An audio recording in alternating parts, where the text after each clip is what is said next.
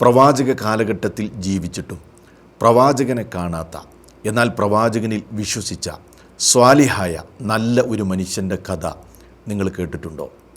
ചിന്തനീയമാണ്, മനോഹരമാണ്, അത്ഭുതകരമാണ്. ആരാണത്? Uwais bin Amirul Qarni. അദ്ദേഹം യമനിലായിരുന്നു ജീവിച്ചത്. പ്രവാചകനെ കാണാനും പ്രവാചകൻ്റെ സദസ്സിൽ വരാനുമൊക്കെ അദ്ദേഹത്തിന് അതിയായ ആഗ്രഹമുണ്ടായിരുന്നു.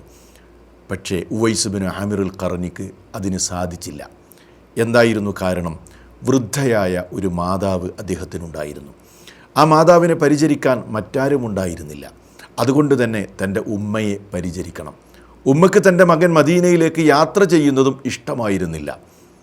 അതുകൊണ്ട് ഉമ്മയുടെ ഇഷ്ടം പരിഗണിച്ച് തൻ്റെ മാതാവിന് പുണ്യം ചെയ്ത് അവർക്കാവശ്യമുള്ളതെല്ലാം ചെയ്തു കൊടുത്ത് അദ്ദേഹം യമനിൽ തന്നെ കഴിച്ചുകൂട്ടി.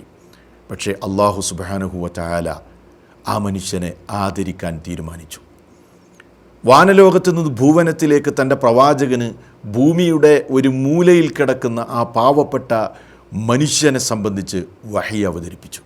പ്രവാചകൻ തൻ്റെ സദസ്സിലുള്ള സഹാബിമാർക്ക്, അനുചരന്മാർക്ക് ആ മനുഷ്യൻ്റെ പേരും അദ്ദേഹത്തിൻ്റെ വിശേഷണങ്ങളും അദ്ദേഹത്തെക്കുറിച്ചുള്ള പ്രശംസയും ഒക്കെ പറയാൻ തുടങ്ങി. പ്രവാചകൻ അത്ഭുതകരമായൊരു പ്രവചനവും നടത്തി. അന്തിമ പ്രവാചകൻ പറഞ്ഞു, യമനിൽ നിന്നുള്ള സഹായ സംഘങ്ങൾ നിങ്ങളിലേക്ക് വരും. അവരുടെ കൂട്ടത്തിൽ ഉവൈസ് ബിൻ ആമിർ എന്ന് പറയുന്ന ഒരാളും ഉണ്ടാകും.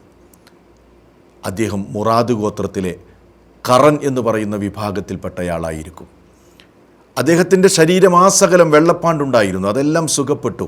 എന്നാൽ ഒരു ദിർഹമിൻ്റെ വലുപ്പത്തിലുള്ള ഭാഗം മാത്രം സുഖപ്പെടാതെ ബാക്കിയായി കിടപ്പുണ്ട്. അദ്ദേഹം തൻ്റെ മാതാവിന് അങ്ങേയറ്റം പുണ്യം ചെയ്യുന്നവനാണ്.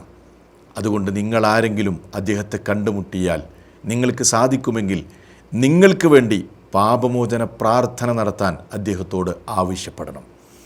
അങ്ങനെ കാലം കഴിഞ്ഞുപോയി. അബൂബക്കർ റളിയല്ലാഹു അൻഹുവിൻ്റെ ഭരണകാലം കഴിഞ്ഞു. പിന്നീട് ഉമർ റളിയല്ലാഹു അൻഹുവിൻ്റെ ഭരണകാലമാണ്. അങ്ങനെ ഒരിക്കൽ ഉമർ റളിയല്ലാഹു അൻഹു ഉവൈസ് ബിൻ ആമിറിനെ കണ്ടുമുട്ടി. അങ്ങനെ അദ്ദേഹത്തോട് പറഞ്ഞു, ഫസ്തഗ്ഫിർലി, നിങ്ങൾ എനിക്ക് വേണ്ടി പാപമോചനം തേടണം. ഫസ്തഗ്ഫറ ലഹു, ഉവൈസ് അദ്ദേഹത്തിന് വേണ്ടി പാപമോചനം തേടി. നോക്കൂ, നിങ്ങൾ മാതാവിന് പുണ്യം ചെയ്തു എന്നതിൻ്റെ പേരിൽ അള്ളാഹു ആദരിച്ച മഹാനായൊരു മനുഷ്യനായിരുന്നു ഉവൈസ് ബിൻ ആമിറുൽ ഖറനി.